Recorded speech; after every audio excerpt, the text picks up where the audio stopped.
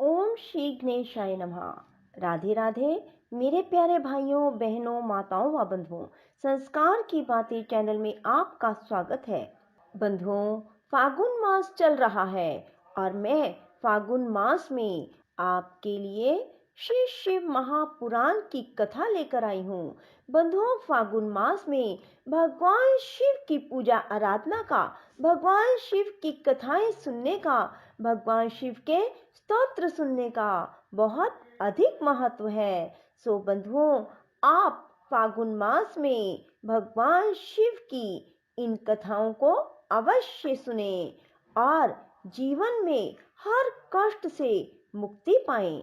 बंधुओं, भगवान शिव अपने भक्तों की हर मनोकामना बहुत जल्दी पूरी करते हैं।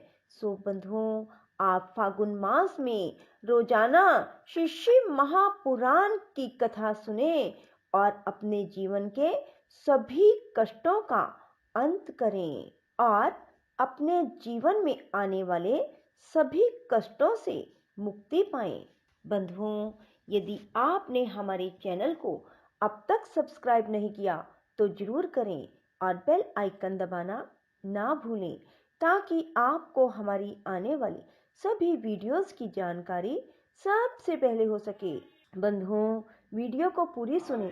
सुनने के बाद कमेंट बॉक्स में हर हर महादेव, हर हर महादेव, हर हर महादेव जरूर लिखें। बोलो शिव शंकर भोलेनाथ की जय हो। संध्या की आत्माहुति उसका अरुंधति के रूप में अवतीर्ण होकर मुनिवर वशिष्ठ के साथ विवाह करना, ब्रह्मा जी का रुद्र के विवाह के लिए प्रयत्न और चिंता तथा भगवान विष्णु का उन्हें शिवा की आराधना के लिए उपदेश देकर चिंता मुक्त करना। ब्रह्मा जी कहते हैं, नारद, जब वर देकर भगवान शंकर अंतर्ध्यान हो गए तब संध्या भी उसी स्थान पर गई जहां मुनि मेधातिथि यज्ञ कर रहे थे। भगवान शंकर की कृपा से उसे किसी ने वहां नहीं देखा। उसने उस तेजस्वी ब्रह्मचारी का स्मरण किया जिसने उसके लिए तपस्या की विधि का उपदेश दिया था। महामुने, पूर्व काल में महर्षि वशिष्ठ ने मुझ परमेष्ठी की आज्ञा से एक तेजस्वी ब्रह्मचारी का वेश धारण करके उसे तपस्या करने के लिए उपयोगी नियमों का उपदेश दिया था। संध्या अपने को तपस्या का उपदेश देने वाले उन्हीं ब्रह्मचारी ब्राह्मण वशिष्ठ को पति रूप से मन में रखकर उस महायज्ञ में प्रज्वलित अग्नि के समीप गई। उस समय भगवान शंकर की कृपा से मुनियों ने उसे नहीं देखा। ब्रह्मा जी की वह पुत्री बड़े हर्ष के साथ उस अग्नि में प्रविष्ट हो गई। उसका पुरोडाशमय शरीर तत्काल दग्ध हो गया। उस पुरोडाश की अलक्षित गंध सब और फैल गई।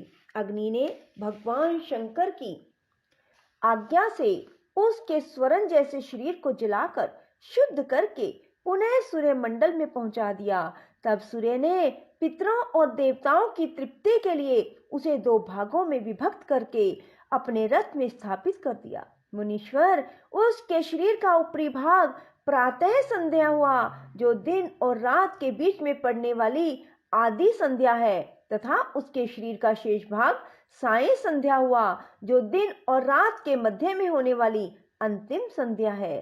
साय संध्या सदा ही पितरों को प्रसन्नता प्रदान करने वाली होती है।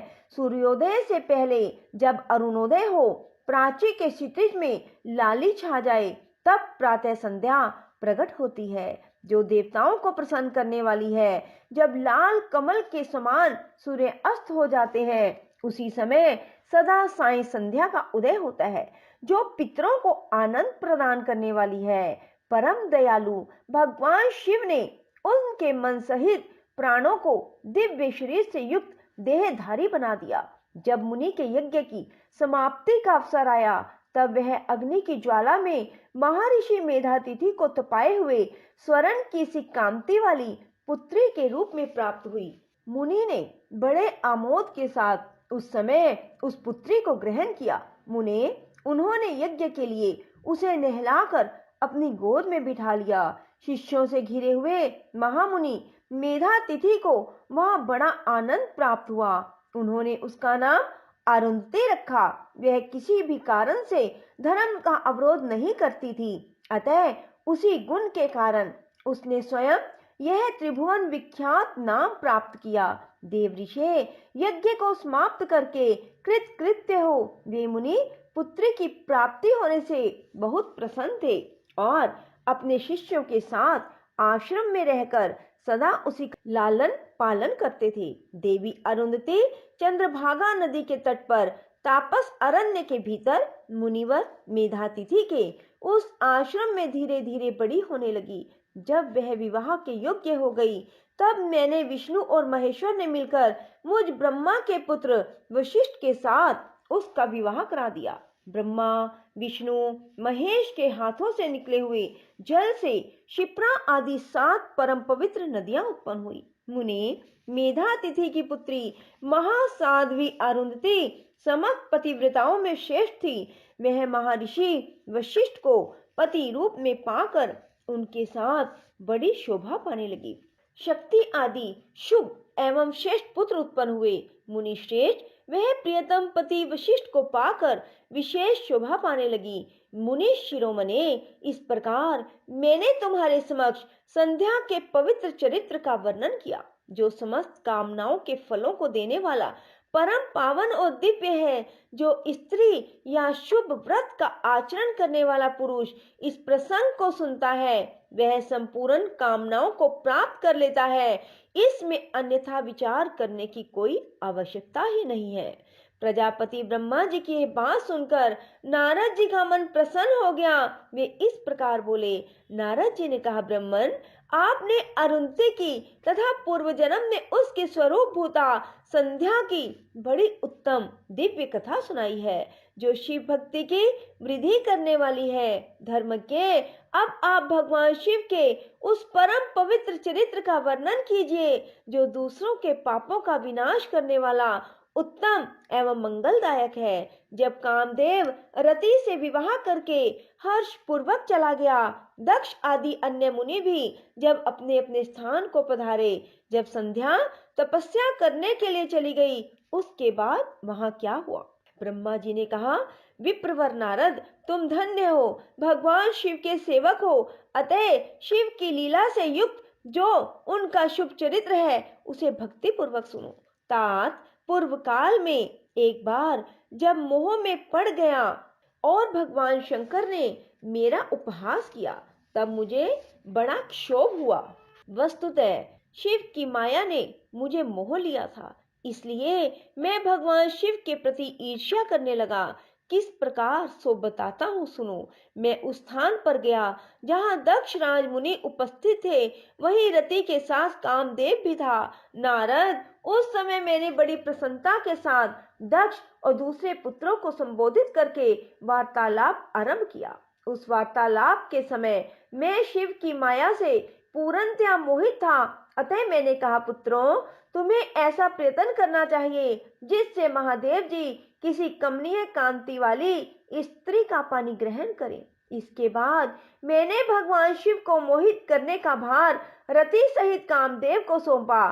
कामदेव ने मेरी आज्ञा मानकर कहा, प्रभु, सुंदर स्त्री ही मेरा अस्त्र है, अतः शिव जी को मोहित करने के लिए किसी नारी की सृष्टि कीजिए। यह सुनकर मैं चिंता में पड़ गया और लंबी सांस खींचने लगा। मेरे उस निश्वास से राशि राशि पुष्पों से विभूषित बसंत का प्रादुर्भाव हुआ। बसंत और मल्यानिल ये दोनों मदन के सहायक हुए। इनके साथ जाकर कामदेव ने वामदेव को मोहने की बारंबार चेष्टा की, परंतु उसे सफलता ना मिली। जब वह निराश होकर लौट आया, तब उसकी बात सुनकर मुझे बड़ा दुख हुआ। उस समय मेरे मुख से जो निश्वास वायु चली, उसने मार्गणों की उत्पत्ति हुई। उन्हें मदन की सहायता के लिए आदेश देकर मैंने पुनः उन सब को शिवजी के पास भेजा, परंतु महान प्रयत्न करने पर भी वे भगवान शिव को मोह में ना डाल सके।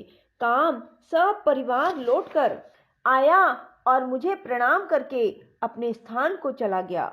उसके चले जाने पर मैं मन ही मन सोचने लगा कि निर्विकार और मन को वश में रखने वाले योग परायण भगवान शंकर किसी स्त्री को अपनी सहधर्मिणी बनाना कैसे स्वीकार करेंगे। यही सोचते सोचते मैंने भक्ति भाव से उन भगवान श्री हरि का स्मरण किया जो साक्षात शिव स्वरूप मेरे शरीर के जन्मदाता है। मैंने दीन वचनों से युक्त शुभ स्तोत्रों द्वारा उनकी स्तुति की। उस स्तुति को सुनकर भगवान शीघ्र ही मेरे सामने प्रकट हो गए। उनके चार भुजाएं शोभा पाती थी, नेत्र प्रफुल्ल कमल के समान सुंदर थे। उन्होंने हाथों में शंख, चक्र, गदा और पद्म ले रखे थे।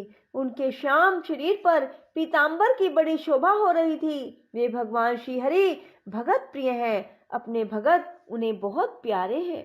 सबके उत्तम शरणदाता उन श्री हरि को उस रूप में देखकर मेरे नेत्रों से प्रेम अश्रुओं की धारा बह चली और मैं गदगद कंठ से बारंबार उनकी स्तुति करने लगा।